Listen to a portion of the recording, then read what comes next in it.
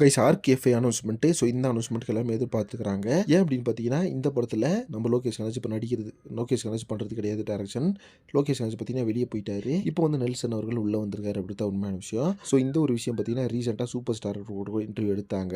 அதுக்கு வந்து அவர் என்ன காரணம் என்ன சொன்னார் அப்படின்னு பார்த்தீங்கன்னா, ஏன் சார் லோகேஷ் கனகராஜ் வெளியே அமிச்சிட்டீங்க, நெல்சன் வச்சு படம் பண்ணுறீங்க அப்படின்ற மாதிரி கேட்டதுக்கு, ஸோ லோகேஷ் வந்து ஹீரோவாக ஒரு படத்தில் நடிக்க போகிறாரு. அதனால அவரோட கால் ஷீட் வந்து எங்களுக்கு கிடைக்கல.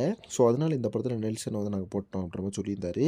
ஸோ இந்த ஒரு காரணங்கள் வந்து அவர் சொல்லியிருந்தாலும் இதுக்கு 100% காரணம் என்ன அப்படின்னு பார்த்தீங்கன்னா, இந்த படத்தில் கூலி படத்தில் நல்லா பண்ணல நம்ம லோகேஷ் கனகராஜ். அதனால தான் பார்த்தீங்கன்னா சூப்பர் ஸ்டார் இப்போ நம்ம லோகேஷ் கனகராஜ் ஒதுக்கி வச்சுட்டாரு அப்படின்னு நம்ம சொல்லப்படுது. அதே மாதிரி பார்த்தீங்கன்னா நம்ம கமல்ஹாசன் அவர்களும் இந்த படத்தோட ஷூட்டிங் எப்படா ஸ்டார்ட் ஆகும்ன்ற மாதிரி பயங்கரமான ஆர்வத்தில் இருக்காரு.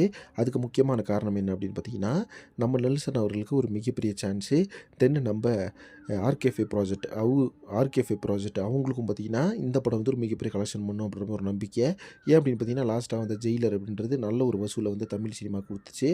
தென் இந்த படத்தோட அனௌன்ஸ்மெண்ட் அப்படின்றது பார்த்தீங்கன்னா மிகப்பெரிய பிளான் பண்ணியிருக்காரு நம்ம கமல்ஹாசன் சார். ரெட் ஜெயிண்ட் ரெண்டுமே. ஸோ இவர் வந்து என்ன பிளான் பண்ணியிருக்காரு அப்படின்னு பார்த்தீங்கன்னா, அனௌன்ஸ்மெண்ட்ஸ் போஸ்டரே வந்து பயங்கரமாக ரிலீஸ் பண்ணலாம் அப்படின்ற மாதிரி பிளான் பண்ணியிருக்காரு. அனௌன்ஸ்மெண்ட் போஸ்டருக்கு அப்புறமா ஒரு ப்ரமோ வீடியோ வந்து ஷூட் பண்ண போகிறாங்களாமா ஜெயிலர் 2 படத்துக்கு.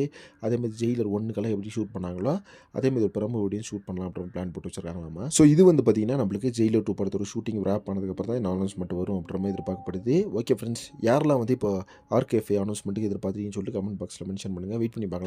செம்மையான ஒரு அப்டேட் வந்து வரப்போகுது. அண்ட் அதேமாதிரி சினிமா பற்றி இன்ட்ரெஸ்டிங்கான தகவலுக்கு சேனலை மறக்காமல் சப்ஸ்கிரைப் பண்ணுங்கள்.